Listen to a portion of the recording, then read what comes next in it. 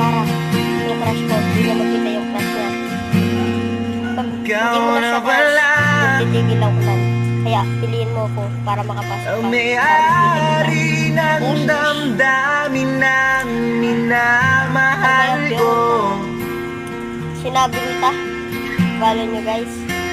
Kay, Pakisabi na lang migil kami. Aning na huwag nang mag-alala at okay lang ako.